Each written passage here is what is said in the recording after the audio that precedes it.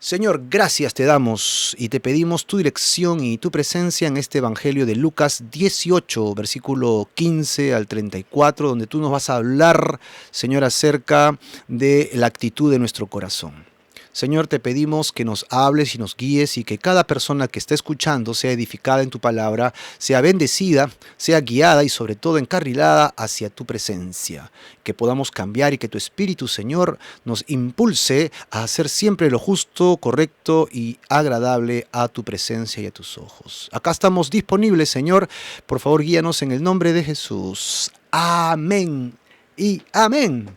Muy bien, ya tienes tu Biblia en el Evangelio de Lucas, capítulo 18. No te olvides que Jesús viene trabajando un tema de parábolas desde los capítulos anteriores. Habíamos hablado en el capítulo 16, por ejemplo, de las parábolas del mayordomo infiel, ¿verdad? Cómo Jesús habla acerca del Hades, del rico y de Lázaro, cómo es que esto se aplica a ellos, y luego le dice a sus discípulos que los discípulos no sean como los fariseos y hagan caer a la gente, porque esto es normal en los seres humanos. Luego habla de unos leprosos que son 10 y solo uno regresa, ¿correcto? Y luego encontramos que él sigue hablando de parábolas, como por ejemplo la viuda y el juez injusto, y lo que encontramos allí fue una actitud de oración, ¿verdad? Él estaba diciendo que oren, y lo que rescatamos allí es la persistencia.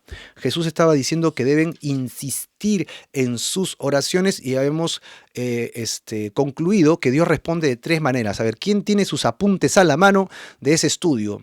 ¿Cuáles son las tres formas en que Dios responde? 1, sí. 2, no. Y 3, sí, pero espera.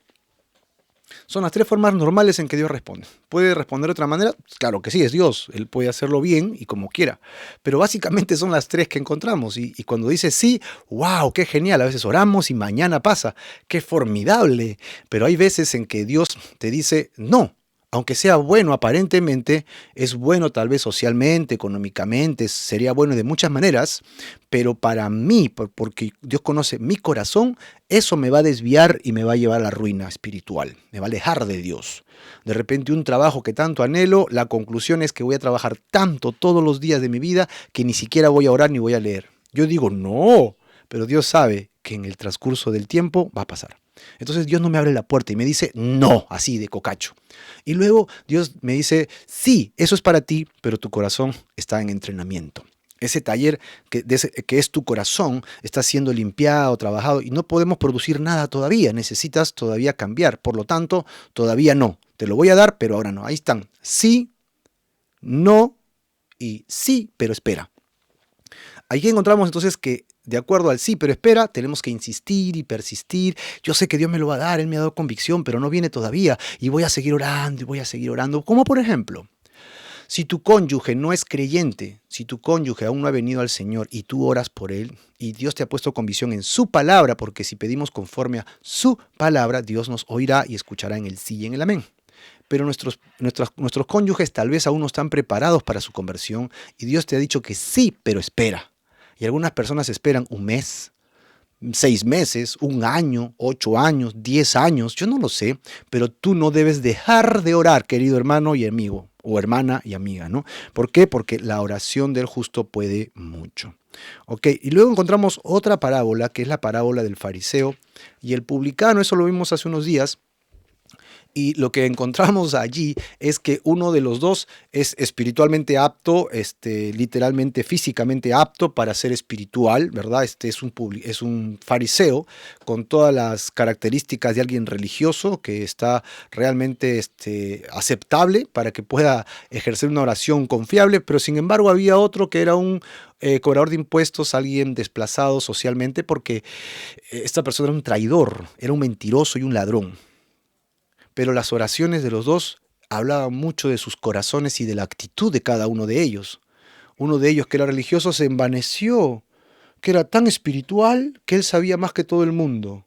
Hasta sus oraciones eran despectivas. Estos pues. Y el otro, que sí sabía que era pecador, ¿qué hizo? Se humilló. Señor, séme propicio y sáname, sálvame. Y dice que Dios justificó a uno y al otro no. Al que vino arrepentido, así que hablamos de humildad. La oración tiene que venir acompañada de humildad. Y en ese contexto es justamente que nos hemos quedado. Ahí nos hemos quedado. ¿No? Te estoy dando el cuadro para que sepas de dónde viene todo. Y entramos justamente a un tema interesantísimo cuando Jesús recibe a unos niños. Pero estos niños, esta acción de niños viene acompañada de otra acción. Inmediatamente después de un niño viene un joven. Y este joven es un joven rico. El niño tiene una característica y este joven rico tiene otra característica. Y eso lo vamos a ver en la lectura. Pero ya te voy avisando. Vamos a hablar de los niños, la actitud de los niños. Vamos a hablar del joven, que no por ser joven ni por ser rico, sino por la actitud que él tiene hacia la riqueza y también a su juventud, tiene un desprecio por algo.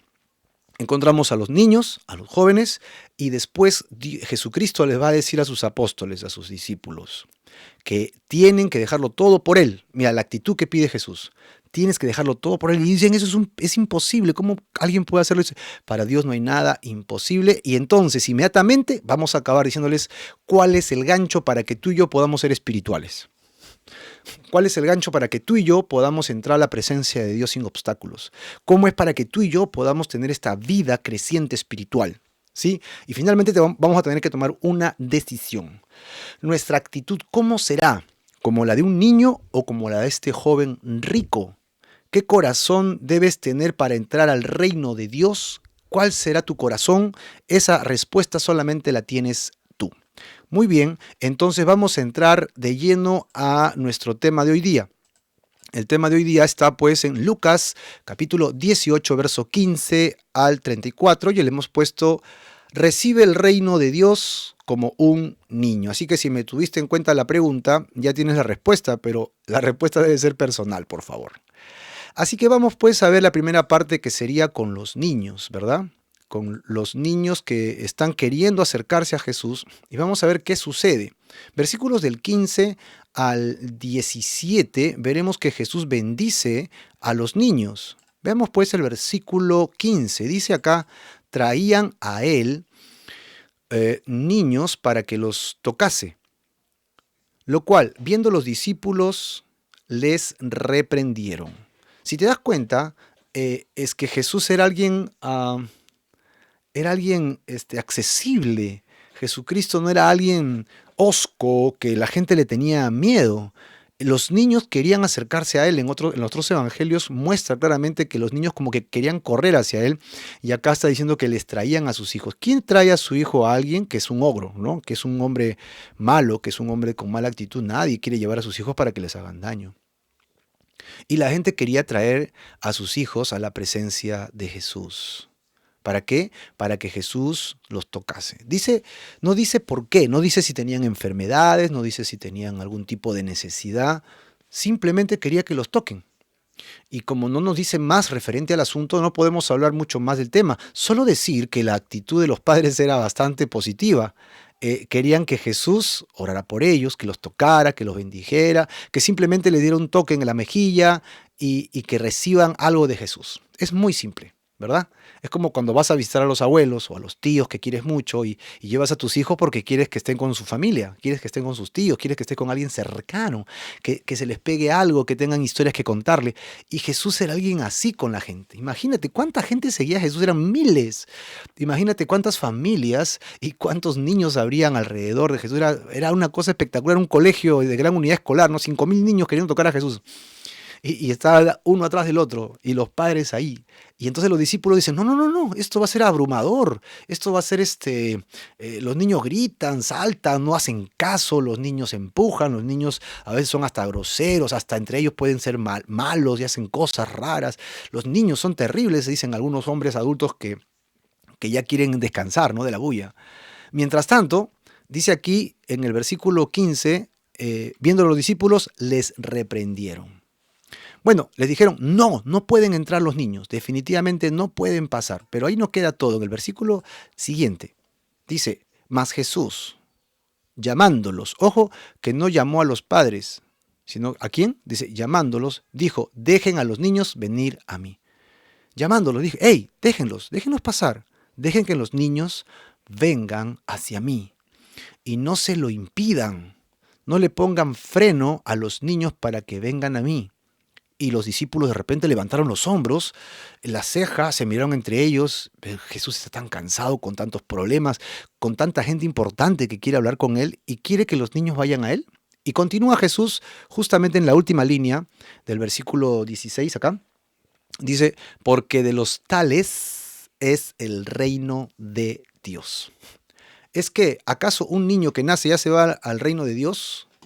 Yo creo que el fondo de esto está más en el hecho de que la actitud de los niños es crédula.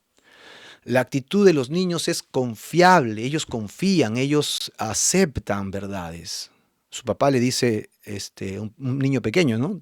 No vayas por ahí, hijo, por favor. ¿Por qué, papá? Porque ahí te va a pasar mal. Ay, papá, y se agarra y se acerca al papá, ¿no? De chiquitos. ¿Y por qué? Porque creen en su papá, confían en su papá, confían en su mamá, dependen totalmente de ellos. Ok, traslademos la actitud a un creyente. Un creyente debería tener esta actitud de querer aceptar la voluntad de Dios. Y si Dios te dice, no mientas, entonces, ¿qué deberías hacer? Obvio, no mentir. Como un niño lo haría con su padre. Si Dios te dice, no adulteres, no forniques, entonces, ¿qué debes hacer? No adulterar, no fornicar. Si Dios te dice, no hagas daño, no mientas, entonces, obviamente, ya sabes lo que tienes que hacer. Y así podemos ir pasando por todos los mandamientos. Y tú tienes la respuesta mejor que yo en cuanto a qué tal vas con eso, ¿no? ¿Cómo vas con tu actitud hacia los mandamientos? ¿Aceptas la voluntad de Dios o reniegas de Dios? Pero Dios, ¿por qué pide eso? ¿Y Dios por qué permite el otro? ¿Y Dios por qué acepta esto? ¿Y Dios por qué permite la pandemia? Y si Dios fuera bueno, entonces no permitiría esto y no permitiría el otro. Y la verdad es que un niño pequeño no hace eso. Un niño pequeño acepta la voluntad de Dios. Un niño pequeño acepta el orden de Dios, acepta el poder de Dios y se humilla ante Dios. Y eso es lo que Dios está buscando de los seres humanos, que podamos tener esta actitud delante del Señor. Ok, ser como niño. Versículo 17 y continuamos viendo a Jesús. De cierto les digo que el que no recibe el reino de Dios como un niño, ahí está. Ya tienes, ¿verdad? Si no recibes el reino de Dios como lo hace un niño, y de allí que enfocamos este tema en la actitud, entonces no podrás entrar al reino de Dios. Lo digo al revés. ¿Quieres entrar al reino de Dios? ¿Quieres pertenecer al reino del Señor? ¿Quieres caminar bajo su cobertura, su bendición, su cuidado, su protección, su amor, su misericordia, su compasión, su provisión, su sanidad? Y podemos seguir con todo el inmenso container de cosas que Dios tiene para los que creemos en Él. Si tú quieres entrar en el reino de Dios, entonces tienes que recibirlo como un niño. Tienes que recibirlo como lo haría un niño. ¿Ok? ¿Y cómo lo recibe? Con credulidad, con fe, ¿verdad? Con confianza. ¿O tienes dudas? Tienes muchas dudas, tantas son tus dudas que ni siquiera quieres acercarte a Dios. ¿Por qué? Porque Dios no es de acuerdo a tu nivel. O sea, no hace lo que tú piensas que debería hacer. Por lo tanto, lo castigo, ¿no? No existe o simplemente no le voy a hacer caso a Dios. Bueno, habemos muchos hombres que hacemos cosas como esas, ¿verdad? Y entonces tenemos este cuadro de estos niños y de lo que Jesús termina diciendo. El que no recibe el reino de Dios como un niño no entrará en él. Tenlo claro y apúntalo. Primera condición es ser como un niño, aceptar el reino de Dios como un niño para poder entrar al reino de Dios. ¿Y qué continúa en esta seguidilla de temas de Lucas? Porque recuerda que Lucas en el capítulo 1 dijo que él había guardado estas cosas en orden, ¿verdad? Cuando se la escribió a Teófilo. Y entonces todo esto que está acá tiene un orden, así que una cosa debe haber pasado después de la otra. Así que, ¿qué sucedió después de los niños? Y encontramos justamente la siguiente escena. Un joven rico. Un joven rico se le acerca a Jesús. De repente los niños ya se fueron, los padres ya se van a los niños, ¿verdad? Y en esta situación hay un joven que está mirando todo y luego él se acerca. Dice que es un joven rico, ¿no? Alguien de mucho dinero, mucho dinero, ¿no? Tenía buen capital. Ok, con eso podía hacer muchas cosas para ayudar a muchos tal vez. Pero aquí encontramos el diálogo. Vamos a ver este diálogo. Versículo 18. ¿Me acompañas? Muy bien. Verso 18. Un hombre principal le preguntó diciendo: Maestro bueno, ¿qué haré para heredar la vida eterna? ¡Ey! Acaba de decirlo. Lo acaba de decir hace un versículo para nosotros, ¿no? Acaba de comentarlo. Si no lo escuchó, de repente habrá pasado de voz en voz. Los niños habrán ido corriendo felices porque ellos pertenecían al reino de los cielos por la actitud que tenían. Y este hombre viene a preguntarle lo mismo que Jesús ya había respondido. ¿Qué haré para heredar la vida eterna? Y la respuesta de Jesús, como está en el Antiguo Testamento, tiene que darla conforme a la palabra del Antiguo Testamento que estaba escrita en esa época. Recuerda que en la época de Jesús no existía lo que conocemos ahora como lo conocemos que es el Nuevo Testamento. Así que la Biblia, como la conoces ahora, se podría decir que solamente era la mitad. Solamente de Génesis a Malaquías, que sería el Tanakh o Tanakh, que es la palabra de Dios para los hebreos o judíos, ¿correcto? Solo el Antiguo Testamento. El Nuevo Testamento está siendo escrito recién, o sea, ni Jesús escribió nada. Fueron los discípulos quienes escribieron. Todavía Pablo ni siquiera estaba en curso, él escribió las 3/4 partes de las cartas del Nuevo Testamento. Así que encontramos que Jesús tiene que dar una respuesta acorde a la pregunta. Un hombre principal le preguntó diciendo, maestro, bueno, ¿qué haré para heredar la vida eterna? O sea, le está insinuando bondad, ¿no? Porque tal vez él se está reflejando en él, queriendo decir, yo también soy bueno por si acaso, así como tú tenemos el mismo lenguaje, ¿no? Yo también soy bueno. Ahora, veamos pues entonces qué le dice Jesús.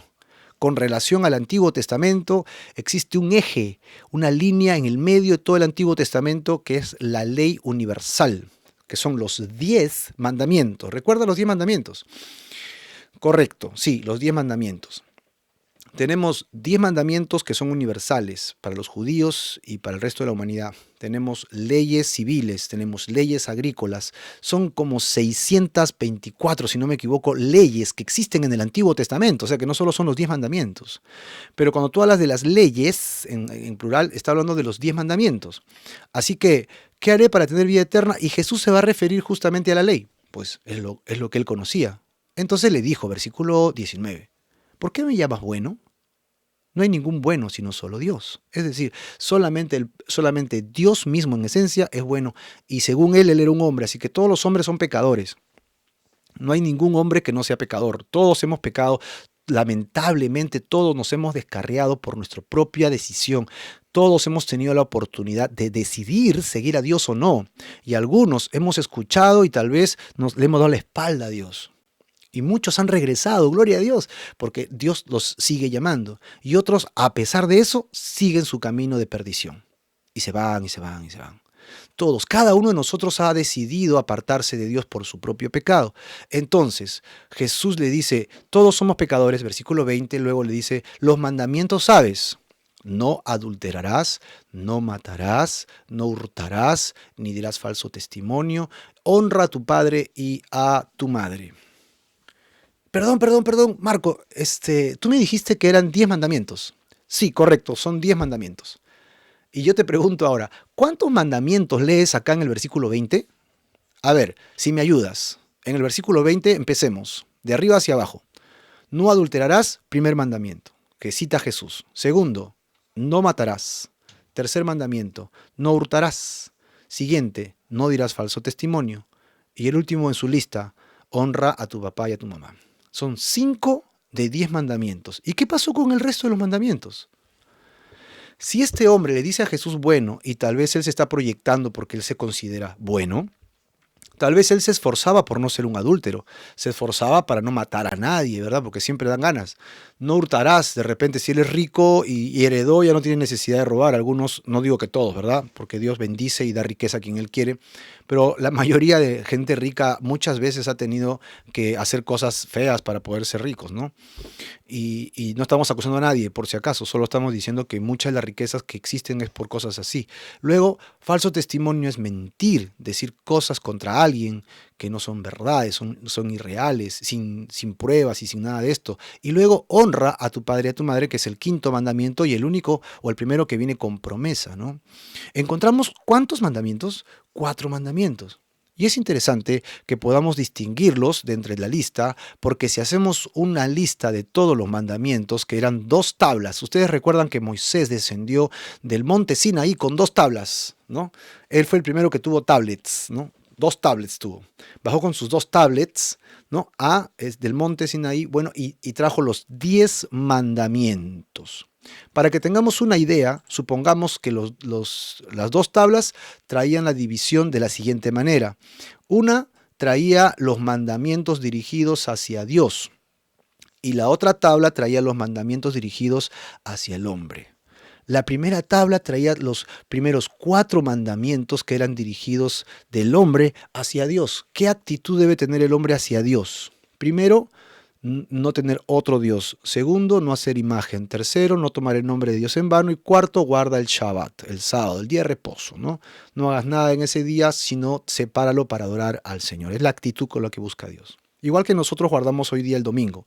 Es nuestra actitud que ponemos en dejar todo lo que podemos el domingo solo para concentrarnos en la palabra de Dios.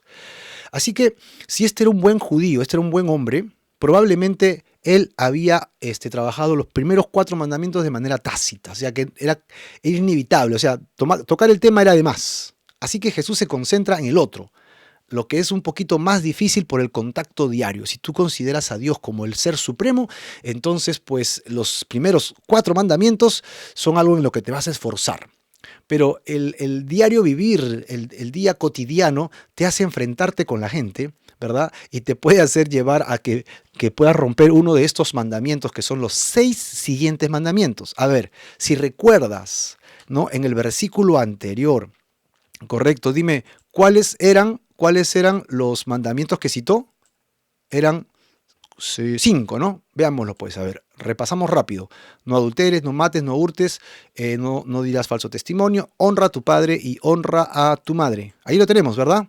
Muy bien, perfecto. Entonces ahora vamos a regresar y vamos a verificar cuántos de estos son de la siguiente tabla de los 10 mandamientos. Honra a tu padre y madre es el 5.º mandamiento, está allí. No matarás también. No adulterarás también, no hurtarás también, no hablarás falso testimonio también. Aquí está, lo encontramos, querido hermano. Toma apunte. ¿Cuál fue el mandamiento que no citó de la segunda tabla? No codiciarás. Eso fue lo que le dijo Jesús a este hombre. O sea, le dijo 5 de 6 mandamientos que es hacia el prójimo, ¿verdad? Ahora recuerda que después Jesús resume estas 2 tablas las resume en 2 frases. Primera frase, amarás al Señor tu Dios sobre todas las cosas. Se acabó. Si tú amas a Dios sobre todas las cosas, entonces no vas a romper ninguna de estas. Y si tú amas a Dios, y si tú amas a tu prójimo como a ti mismo, entonces tampoco romperás ninguna de estas. Ya está, Jesús resumió al final de manera magistral los 10 mandamientos en 2 mandamientos. Amar a Dios y a tu prójimo. Si haces esto y basado en el amor, allí no hay condenación. ¿Sí? Te podrás equivocar, pero no hay condenación. ¿Por qué? Porque no hay mala actitud. Otra vez, actitud. Y entonces Dios te resarcirá, te sanará y te restaurará. Ok, ¿cuál fue el mandamiento entonces que no le citó a este joven, que era un judío? El último, no codiciarás. ¿Sí? Y este joven era rico, tal vez su corazón sí cumplía todos los mandamientos, pero él todavía era codicioso. En su corazón él todavía era avaro, él todavía guardaba el deseo de la comodidad, él guardaba el deseo de querer vivir en la abundancia, sin límite, sin restricciones, ¿verdad? ¿Por qué? Porque era algo que tenía y él no lo quería perder. Bueno, alguien que tiene nunca quiere menos, siempre quiere más. Así que Jesús pone el punto en la llaga, ¿no? O sea, lo que él necesitaba. Entonces cuando él le dice, él va a responder a Jesús, mira lo que le responde. A él da por hecho que los 10 mandamientos están en curso. Él no tiene problema con esto. El versículo 21 dice, él dijo, todo esto lo he guardado desde mi juventud. Aquí está Jesús. Ahora Jesús va a sacar el as bajo la manga y le va a decir, ¿y este? ¿Ah? ¿No? Ya, ok, la primera tabla la cumples, la segunda tabla casi a cabalidad, o sea, 9 de 10, pero hay una que no te he citado, joven. ¿Cuál es la que no me has citado? Justamente es la última que no te he citado. Y él podrá decir, ¿y qué problema hay con eso? ¿Cuál es la última que yo no pueda cumplir? Míralo, ve, versículo 22. Y Jesús, oyendo esto, le dijo, aún te falta una cosa, vende todo lo que tienes y dalo a los pobres. Mira, o sea, te vas a quedar pobre también, ¿verdad? Y tendrás tesoro en el cielo. Y ven, sígueme. ¡Wow! Jesús le está diciendo a este joven que todo lo que tiene se desprovea de ello, que lo venda, ¿no? Que busque un costo para esto y que con ese dinero ayude a la gente que no tiene, a los pobres, como ahora hay mucha gente pobre a nuestro alrededor por la condición que estamos, ¿verdad? Y si él se desprende de eso porque era su pecado, la codicia era su pecado, entonces si se desprende de eso, recién tendrá tesoros en el cielo. Estas buenas obras que él haría serían un premiazo para él. Y entonces mira lo que le dice al final, ven, sígueme. Es decir, si este joven rico hubiera aceptado la voluntad de Dios, hubiera sido el 13º apóstol, por decirlo así, ¿no? 13º apóstol. ¿Por qué? Porque hubiera seguido a Jesús y yo creo que si ya no tenía nada para qué sostenerse, solo Jesús sería su sostenimiento, iba a depender totalmente del Señor. Totalmente del Señor. Así que aquí encontramos un principio interesantísimo en Jesucristo. Cuando habla con los niños tienen una actitud crédula, una esperanza, una fe, una certeza de lo que Jesús le diga es lo correcto para sus vidas y lo aceptan sin más. No tienen problemas con eso. Sin embargo, inmediatamente después dice, y de ellos es el reino de los cielos. Y viene luego un joven, este joven, y le dice, ¿cómo hago para entrar al reino de los cielos? Y él le dice, despréndete de todos tus pecados, sobre todo de la codicia. Y entonces él va a tener que tomar una decisión. O me aferro a la codicia, o me aferro a mis bienes, o te creo a ti como el niño. ¿Qué crees que va a responder este joven? Yo creo que tú ya conoces la respuesta, ¿no? Versículo 23 y continuamos la lectura. En el versículo 23 dice, entonces, él, oyendo esto, se puso muy triste porque era muy rico. Se puso sumamente triste porque era rico. Es decir, él decía, yo no quiero perder mi abundancia, mi comodidad, lo que los bienes me traen como satisfacción. Versículo 24. Y al ver Jesús que se había entristecido mucho, dijo lo siguiente. Cuán difícilmente entrará en el reino de Dios los que tienen riquezas. ¿Por qué difícilmente entrarán? Porque ellos confían plenamente en lo que tienen. Ellos confían plenamente en sus abundancias, en sus riquezas, en la cuenta, en estos tiempos, ¿verdad? En la cuenta bancaria, ellos confían plenamente en lo que poseen.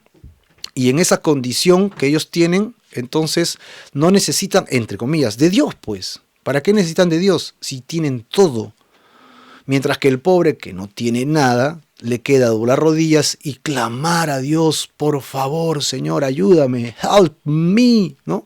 Socórreme, sálvame, sáname, límpiame, ayúdame, ábreme puertas.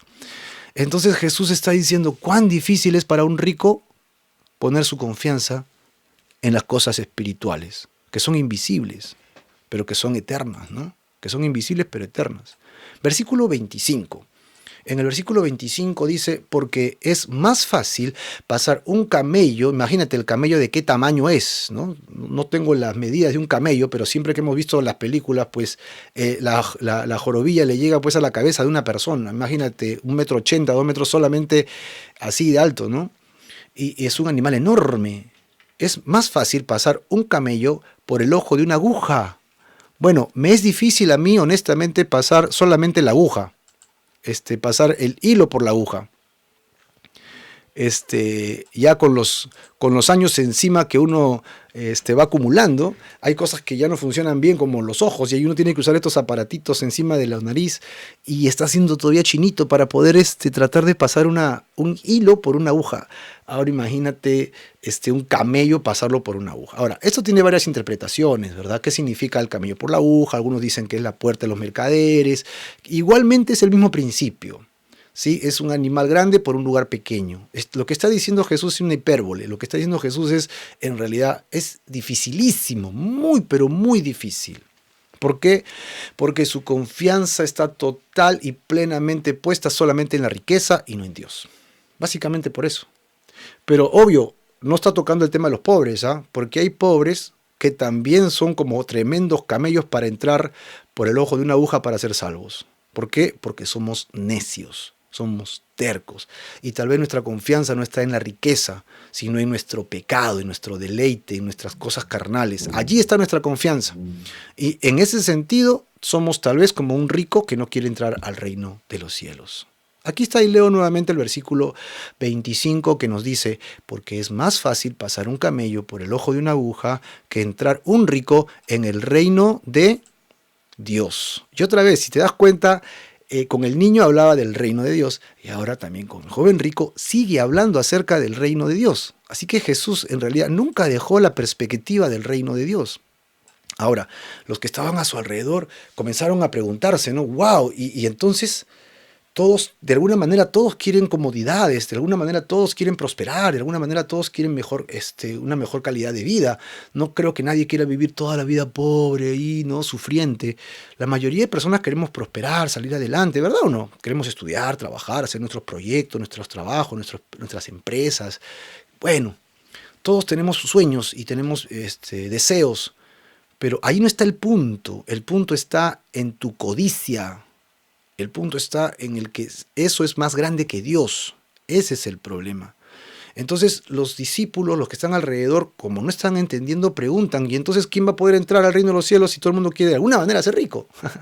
Vean el versículo 26 y 27. Y los que oyeron esto dijeron, ¿quién pues podrá ser salvo? ¿Entiendes, no? ¿Quién de los seres humanos que vivimos en la tierra no queremos una vida como la de ellos, que tienen abundancia? ¿Quién entonces, si quiere eso, podrá ser salvo? Nadie va a poder pasar por el ojo de una aguja. Y entonces Jesús les dice, y subráyalo en tu Biblia, porque esta frase es importantísima para nuestra vida espiritual. Lo que es imposible para los hombres es posible. ¿Para quién? Para Dios. Lo que es imposible para los hombres, para Dios, en un chasquido, para Él no es ningún problema poder cambiar circunstancias, poder cambiar nuestra situación.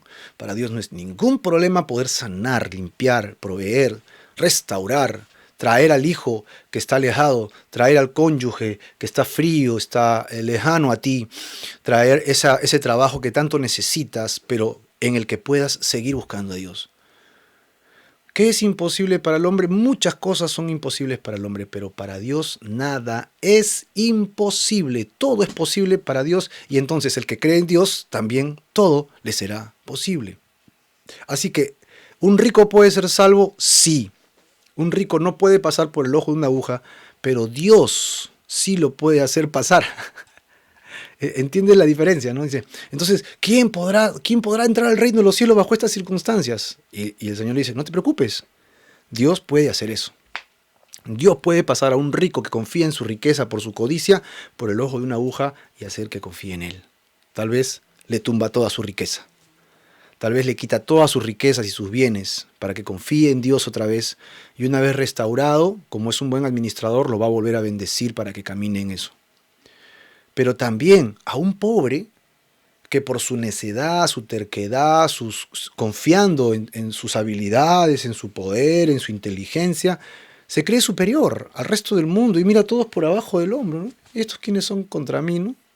Yo me los paseo a todos, ¿no? Yo soy lo máximo, ¿no? Y contra mí no puede nadie, a mí nadie me va a vencer. Es totalmente egocentrista. No tiene dónde caerse muerto, ¿no? O sea, está sin dinero incluso, pero así piensa. Entonces, esa persona es el equivalente a un millonario que confía en su riqueza y tampoco podrá entrar. Y entonces, ¿quién podrá ser salvo? Y entonces Dios otra vez vuelve a responder, lo que es imposible para el hombre es posible para Dios. Si estás orando por ese cónyuge alcohólico que hace daño, que es caprichoso, engreído, que hace burla, mofa incluso de Dios, y tú crees que no se va a convertir, ¿acaso habrá algo imposible para Dios? ¿Acaso Dios no podrá tocar su corazón? Si tienes una pareja que es adúltero o adúltera y anda una vida disipada y tú ya estás cansado o cansada, ¿es que Dios no podrá cambiar su corazón? ¿Es que Dios no podrá tocar su alma? Si tienes un hijo que se ha apartado del camino y está viviendo en drogas, en alcohol, en homosexualismo, está viviendo en una vida liberal totalmente y te sufre, te duele el corazón verlo así, haciendo lo que hace, ¿tú crees que Dios no tiene el poder para restaurarlo? Es posible que Dios cambie, y te vuelvo a leer la cita que Jesús dice en el versículo 27 para que lo tengamos fresco, y Él les dice: lo que es imposible para los hombres, amén, es posible para Dios. Así que no hay imposibles, cualquiera puede venir al reino de Dios. El tema es que no sigas confiando en tus riquezas. Entonces, hablando de eso, siempre el bocón del barrio, el bocón del grupo, el bocón de los discípulos, ¿quién es? Pedro, ¿no? Pedro va a responder acerca del tema. Señor, yo también lo dejé todo. Aquí está el verso 28, mírenlo a Pedro en acción. Aquí está Pedro en acción, se pone de pie. Entonces Pedro dijo: aquí nosotros hemos dejado nuestras posesiones y te hemos seguido, Señor. Ya está. Nosotros sí hemos decidido dejarlo todo y entonces vamos a entrar al reino de los cielos, ¿no? Vamos a entrar al reino de los cielos. Pedro es lo máximo hablando, es tremendo. Y Jesús aprovecha esta fuerza de voz de Pedro para afirmar otros principios importantes del reino. Verso 29 y verso 30. Y les dijo: de cierto les digo, bueno, dice, de cierto os digo que no hay nadie que haya dejado, y miren la lista: casa, padre, hermanos, mujer, hijos, estas cosas por la condición del reino de Dios. Y lo vuelvo a decir porque estamos hablando de cosas muy personales, ¿verdad? Que hayas dejado tu casa porque Dios te lo pide. Que tú vivas con tus padres, pero Dios te manda que hagas la obra y de alguna manera Dios se va a preocupar por tus padres, no es que van a quedar desamparados. Hermanos, que tú vives en una familia muy cercana, muy unida, y tienes que dejar tu familia cercana como tus hermanos por la obra. Si el Señor te manda a hacer la obra, siempre te va a mandar a hacer con tu cónyuge, con tu pareja. Pero hay veces en que la persecución, a veces la maldad que existe a nuestro alrededor hace que las familias se separen, y lo haces por causa del reino de Dios, o tal vez bajo la misma premisa con los hijos, por el reino de Dios, y lo estamos diciendo con cuidado, ¿sí? Porque esto puede ser mal usado, ¿no? La gente dice: yo me voy a meter a la iglesia y ya no voy a trabajar, no voy a hacer nada, voy a dejar a mi casa, a mi papá, a mi mamá, a mis hermanos, y que ellos vean. Yo voy a hacer eso porque a mí yo estoy haciéndolo por el reino de Dios, dicen algunos. Eso está equivocado totalmente. Acá estamos hablando por un tema que Dios te pide que hagas, pero siempre es en el contexto. Acabamos de leer el 5.º mandamiento: honra a tu padre, honra a tu madre. En el Nuevo Testamento hay luces abundantes de cómo tienes que tratar a tu cónyuge y vivir, honrar a tu pareja, bendecir a tu familia. Así que no puedes dejar a tus hijos y a tu mujer así nada más. Estamos hablando que sean por temas del reino de Dios. Si alguno de ustedes está padeciendo por causa del reino de Dios, ok, y tiene que pasar por esta circunstancia, has tenido que dejarlo por ese tema. Versículo 30. Que no haya de recibir mucho más en este tiempo. Es decir, Dios te va a recompensar. El Señor, si te ha pedido algo, si has tenido que dejar algo por temas del reino de Dios y te duele el corazón porque lo has tenido que dejar bajo unas circunstancias ajenas a ti, entonces Dios te dice que te va a recompensar más o mucho más. La palabra es mucho más. En este tiempo, es decir, no vamos a esperar el reino físico que ha de regresar Jesucristo por segunda vez, sino dice en este tiempo. Ahora, no solo en este tiempo, sino que también dice en el siglo venidero. Así que hay dos recompensas. La primera recompensa es en esta vida. ¿Y la segunda? Y la segunda es en el siglo que ha de venir. El siglo venidero es la vida del hombre, y el siglo venidero es la restauración del reino físico de Dios en la tierra. ¿Y qué cosa me va a dar allí? Vida eterna. Apúntalo, porque es importante para nuestras vidas espirituales, es importantísimo para que nosotros lo tengamos en cuenta. Lo que está diciendo acá Pedro es, yo lo dejé todo, el rico no quiso dejarlo, pero yo sí lo quiero dejar. Es más, ya lo dejamos todo porque tú nos llamaste y te estamos siguiendo. Y Jesús dice, el que tiene que dejar algo tan importante como el matrimonio, los hijos, los padres, que Dios mismo pide en sus mandamientos que cuidemos de ellos, si algo está sucediendo porque tienes que dejarlo por temas del reino de Dios, hay dos recompensas. Primera recompensa es en esta vida y segunda recompensa es en la venidera. Dos recompensas. En esta vida mucho más, vas a recibir mucho más. Y en la venidera, cuando Cristo venga por segunda vez a restaurar su reino físico que en la tierra, Él te va a dar vida, pero subrayo, eterna. No solo es una vida pasajera, es una vida más, no, es vida eterna en Cristo Jesús. ¿No te parece fabuloso? Claro que sí, esto es realmente maravilloso. Ahora, lo que nosotros notamos es que Jesús les está diciendo a ellos que tienen que tomar decisiones, y estas decisiones son radicales. Estas decisiones son realmente importantes en la vida de un creyente. Tú y yo tenemos que tomar decisiones. ¿Cómo serán tus decisiones a partir de ahora? ¿Serás como el niño crédulo, en este caso como Pedro y los apóstoles que han dejado todo por el Señor? ¿O serás como el joven rico? Es imposible que mi cónyuge pueda venir a Dios. Es imposible que alguien pueda acercarse a Dios. Es imposible que ese ladrón, qué sé yo, que vive en la esquina, se acerque a Dios. Entonces Jesús va a dar la llave, la clave para que todo aquel que crea pueda entrar y cambiar su vida. Si tú mismo crees que no puedes cambiar tu vida, dices, ya no puedo cambiar, yo soy así ya, cuántas veces he querido cambiar y no lo he podido hacer. Otros dicen, no, yo soy así y a mí nadie me cambia. Pero tú en el fondo sabes que por eso la gente no te llama, la gente no te busca, sabes que por eso la gente que está a tu alrededor ni siquiera se acerca a ti, pues te tienen miedo, fastidio, rencor, porque eres alguien nocivo, eres tóxico, ¿no? Dices, no, ya, no, la gente no me ama, la gente no me quiere, no sé por qué, pero yo soy así. Mi querido hermano, hay una llave para que tú puedas entrar al reino de Dios y para que tú puedas cambiar tu vida. Hay una llave para que tú puedas venir. Jesús dice, es imposible para el hombre, pero para Dios no hay nada imposible. Y si hasta ese tiempo era sumamente difícil como un camello pasarlo por el ojo de una aguja, ahora es posible. ¿Cómo? ¿Cómo es posible? Y entra en la última sección de este discurso de Jesús, donde él anuncia su muerte por tercera vez aquí en Lucas, ¿no? Él va a hacer estos anuncios progresivamente y ellos no van a entender lo que está sucediendo. Vean el verso 31. Tomando Jesús a los 12, les dijo, esto ya solamente fue para los 12, ya no fue para toda la gente que estaba allí. El joven rico ya se había ido, los niños estaban con sus padres. He aquí, subimos a Jerusalén. Así que ellos están camino a Jerusalén. Están yendo hacia la ciudad principal, la ciudad de David, y tienen que subir porque es una colina, es una montaña en realidad, ¿no? Tienen que ir hasta arriba. Así que subiendo a Jerusalén dice, llegaremos allá y se cumplirán todas las cosas escritas por los profetas acerca del Hijo del Hombre. ¿Qué cosas? Jesús dice que hay profecías acerca de él. Recuerda que el Hijo del Hombre es una frase que se usaba en Jeremías para referirse al Mesías. O sea, totalmente hombre. Y Jesús es el Hijo de Dios. Totalmente Dios. Así que según estos versículos que estamos citando de manera verbal, tenemos que Jesucristo es Dios hecho totalmente hombre. Esta es una doctrina importante y fundamental en la vida cristiana. Querido hermano y amigo, apunta, Jesucristo es 100% Dios y a la vez 100% hombre. Y tú me dirás, Marco, eso es imposible. Pero querido hermano, justamente de eso estamos hablando. ¿Hay algo imposible para Dios?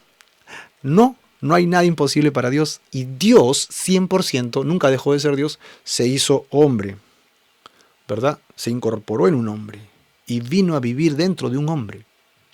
O sea, Jesús, en un cuerpo físico, literal, en el cual tuvo que morir y pagar con su carne y con su sangre por el precio de los pecados de la humanidad. Ese es el milagro, ¿no? Dios hecho hombre totalmente. Así que el Hijo del Hombre, lo que nos dice Jesús es que habían profecías que se habían de cumplir acerca del Mesías. Y Él es el Mesías y les está diciendo ahora a ellos, es necesario que subamos, es la tercera Pascua, y en esta Pascua sí Jesús tenía que morir. Y le está diciendo a ellos, hay profecías acerca de la venida del Hijo del Hombre que soy yo. Y todos de repente, ¿qué? Si tú acabas de hablar del reino, acabas de hablar de la instauración del reino, que si podemos ingresar o no, la actitud correcta para poder entrar al reino de Dios. Y tú has dicho que es imposible, pero para Dios no hay imposibles. Entonces, ¿cómo? No entiendo, ¿para qué vamos a cumplir esas profecías? ¿De qué profecías hablas? Verso 32. Y les comienza a dar luces. Pues será entregado a los gentiles. Si no sabes qué significa gentiles, básicamente, para que lo tengas apuntado, subráyalo en tu Biblia, apunta en tu libreta. Gentiles son no judíos. Ya está, el mundo Antiguo Testamento se divide en dos. Son los judíos y los no judíos. Los judíos es el pueblo de Dios y los gentiles son los goims, los paganos, correcto, que son los que no tienen a Dios. Así que los gentiles en este momento, en la vida de Jesús, se caracterizaba por la cultura griega y por la instauración política y militar de Roma, ¿no? Porque Roma había absorbido el helenismo y tenía controlado el mundo a través de su gobierno imperial, ¿no? Por el César. Así que aquí tenemos que los gentiles lo tomarán, pues será entregado a los gentiles. ¿Quiénes lo entregarán? Ustedes ya conocen la historia. Jesús fue entregado por los mismos judíos. Jesús fue entregado por su propio pueblo. Jesús fue entregado por la gente de su propia nación, ¿no? Increíble que haya sido así, pero esto es. Así que los judíos serían, en todo caso, los asesinos intelectuales, ¿verdad? Serían los asesinos intelectuales de Jesucristo. Y él dice acá, pues, será necesario, entregado a los gentiles, y será escarnecido, afrentado y escupido. Todo eso tiene que ver con la muerte trágica de Jesús, pero todo esto también ya estaba profetizado. No era algo que sorprendió a Jesús. Jesús, cuando iba a ir a Jerusalén, él sabía que iba a sufrir. Y ¿sabes qué? Cada vez que pienso en esto, se me conmueve, se me estremece el corazón. ¿Por qué? Porque yo puedo pensar que Jesús está yendo hacia la cruz, incluso cargando su cruz para ser crucificado y morir por mí, y en cada paso doloroso, en cada latigazo sufriente, en cada insulto lastimoso, Jesús podría pensar desde el pasado hacia el 2020 en este momento y decir, Marco, lo estoy haciendo por ti. Cada vez que pienso en esto, yo digo, wow, él sabía que yo iba a existir y que mis pecados lo iba a llevar él. Él sabía eso. Y yo estoy aquí ahora, reconociendo ese amor que él ha tenido por mí. Las profecías antes de Jesús decían que él iba a ser entregado a los romanos, y iba a ser insultado, afrentado, escupido, ¿verdad? Lastimado totalmente, y finalmente en el versículo 33, la primera parte, dice, y después que le hayan azotado, le matarán. Jesús mismo sabía que iba a morir de una manera terrible porque la cruz era una forma espantosa. Y aquí es cuando nosotros vamos a entender un principio importante. Lo que era imposible para los hombres, ¿qué cosa es cambiar, regresar al reino de Dios como debe de ser, con toda la ley cumplida? ¿Cómo se puede hacer esto? Solamente a través de la muerte de Jesucristo. Solamente Jesucristo tiene el poder porque Él murió sin pecado. Nunca en su vida había pecado Jesucristo, nunca en su vida había hecho algo indecente, algo malo.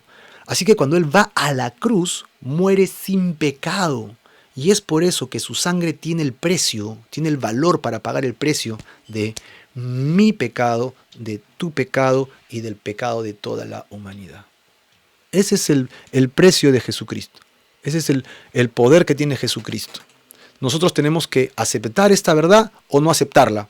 Aceptarla como un niño la aceptaría o rechazarla como la rechazaría tal vez un rico, en el caso del ejemplo que hemos visto el día de hoy. Será azotado y le matarán.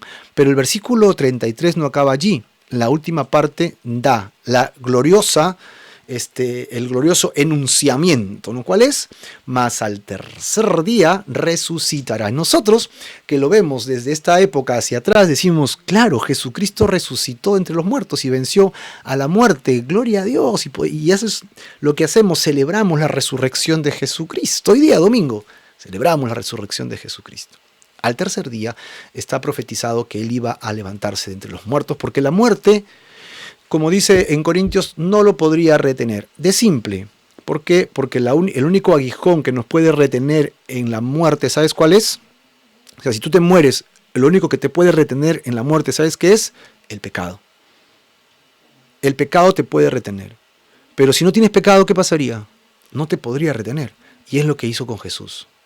Jesús, sin pecado, descendió a las partes más bajas de la tierra, pero la muerte no lo pudo retener, y él vence a la muerte resucitando, porque no tenía pecado, no tenía de dónde agarrarlo, y Jesús sale victorioso de la muerte, acá, ¿no? Y deja la tumba vacía al tercer día. Y tú, si estuvieras escuchando eso, ¿qué dirías? ¡Wow, Jesús! Eso es magnífico, eso es espectacular. Pero mira otra vez lo que sucede con los apóstoles, ¿no? Que estaban alrededor de Jesús. Versículo 34, que es el último versículo de hoy día. Pero ellos nada comprendieron de estas cosas, y esta palabra les era encubierta, y no entendían lo que se les decía. Bueno, pues Jesús le venía anunciando esto no una vez, eran varias veces que Jesús ya venía hablando de este tema, pero ellos no entendían. Ok, ¿por qué no entendían? Porque les era, ahí dice al final, encubierta. Era encubierta, ¿por qué? Porque no era el momento para entenderla. Igualmente, los judíos de la época de Jesús tampoco entendían. Por eso es que finalmente se convirtieron en los asesinos intelectuales. Ahora, vamos a hacer un breve resumen de lo que hemos leído el día de hoy. Ya estamos llegando a la parte final. Correcto. Primero, Jesús bendice a los niños. ¿Todos estamos de acuerdo? Sí, me dirás tú. Segundo, el joven rico se le acerca a Jesús, pero se va entristecido porque tenía muchas riquezas, ¿no? Era codicioso. ¿De acuerdo? Tercero, Jesús anuncia su muerte en la cruz y evidentemente la resurrección también. ¿A qué nos llevan estos 3 puntos? A lo siguiente. Primero, los niños creen y confían. Segundo, el rico no confía ni cree. Tal vez cree un poco, por eso quería seguir a Jesús para entrar al reino de Dios, pero no tenía la capacidad de confiar que Dios podía sostenerlo y cuidarlo. Jesús, al anunciar su muerte, les dice en qué creer y en qué confiar para poder cambiar sus corazones. Entonces, como a manera final, yo tengo la pregunta para cada uno de nosotros. ¿Crees y confías en Jesús como un niño o como el rico de esta historia? ¿Cuál es tu actitud? Y yo no estoy esperando una respuesta acá en el Messenger, ¿verdad? Aquí abajo yo estoy esperando que tú hagas una mea culpa y respondas en tu corazón. ¿Cómo crees y confías? ¿Como un niño? ¿Plenamente, certeramente, totalmente en Jesús? ¿Toda tu fe y tu confianza están puestas en Él literalmente? ¿O eres todavía como el joven rico que se aferra, se afana todavía por guardar muchas cosas? Tienes ciertas posesiones, tienes ciertas cosas, y entonces te sientes seguro y no necesitas a Dios. Entre comillas, no necesitas a Dios. Esta condición siempre tiene que responder de tu propio corazón. Tú tienes que responder esta pregunta. ¿Cómo crees y cómo confías? ¿Cómo está tu corazón con relación a Jesús? Y ese es el punto en el que tenemos que concentrarnos el día de hoy. Así que, mi querido hermano, hemos llegado a la parte final de nuestra lectura del día de hoy. Siempre, siempre deseando que el Señor te bendiga, pero que te abra los ojos y nos haga entender a todos sus caminos, sus bendiciones y su cuidado. El Señor es bueno, su misericordia es para siempre. Y si tú quieres creer y confiar en Jesús, si quieres andar por sus caminos, no te olvides, nosotros siempre postulamos estos 2 elementos importantes en la vida de un creyente, algo que debe tener siempre. ¿Y qué es? Para que puedas creer y confiar en el Señor y entrar al reino de Dios, básicamente tienes que hacer 2 cosas. ¿Cuáles son? Primero, tienes que tener fe en Jesús, creer y confiar en Jesús. Y es lo que hemos estudiado hoy día, ¿verdad? Y segundo, por favor, tú y yo reconozcamos que somos pecadores, reconozcamos que no son errores, reconozcamos que no son cosas, así me crearon, así me hicieron daño, por eso es que yo soy así. Eso es justificación, autojustificación. Lo que tenemos que hacer es reconocer que nosotros somos aquellos que hemos decidido ser así. Yo he decidido ser rencoroso, yo he decidido odiar, yo he decidido no perdonar, yo he decidido robar, yo he decidido mentir. Es la realidad. Tú y yo hemos tomado esa decisión. Por eso es que somos culpables. Por eso es que merecemos estar lejos de Dios. Pero Dios, en su infinito y maravilloso amor, te ha llamado. Te está reconciliando consigo mismo a través de Jesucristo. Él, en su muerte en la cruz, te da la apertura para que ese cambio se haga total y rotundo en tu corazón. Pero tiene que haber total fe, certeza, credulidad como un niño. Total, dejarlo todo en tu corazón hacia Dios. Decir, Señor, aquí estoy, tómalo.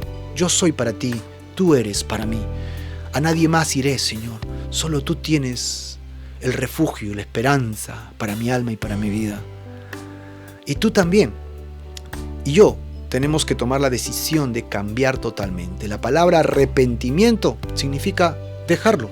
Deja la forma en que estás viviendo y regresa a Dios. Da la media vuelta y ya no hagas lo que hacías antes. Comienza a pensar en cómo hacer cosas que agraden a Dios y que bendigan a tu prójimo. Con eso cumplirías toda la ley. Totalmente. Amarías a Dios sobre todas las cosas y amarías a tu prójimo como lo harías contigo mismo. Como Jesús nos ha amado de manera sufriente. Así que vamos a orar y vamos a entregarle nuestras vidas al Señor. Vamos a arrepentirnos y vamos a poner nuestra fe en Jesucristo. Oh, sí, vamos a hacerlo. Así que acompáñame, oremos y entremos a la presencia dulce y maravillosa del Señor. Señor Jesús, nos arrepentimos en esta hora. De manera consciente, Señor, de todos nuestros pecados. Hemos fracasado, hemos hecho lo indecente, hemos pensado lo impensable, hemos deseado, hemos codiciado lo que no deberíamos, hemos tomado lo que no era nuestro, hemos mentido, Señor, hemos robado. Señor, hemos fallado delante de tu presencia, no te hemos honrado a ti, no nos hemos humillado delante de ti, hemos roto las tablas de tu ley, hemos roto, Señor, lo profundo que tú eres en tu santidad y tú nos pides que cumplamos todas estas leyes. Hemos fracasado en muchas. El joven rico solo falló en una y no pudo entrar al reino de los cielos. Y nosotros hemos fallado en muchas más. Así que en esta hora, Señor, nos arrepentimos totalmente de nuestros pecados. Nos arrepentimos total y genuinamente de nuestra forma de vida sin ti. Y te entregamos nuestras vidas plenamente, en certidumbre, en confianza, Señor, para que tú tomes el control. Sé el Señor, el dueño de nuestras vidas.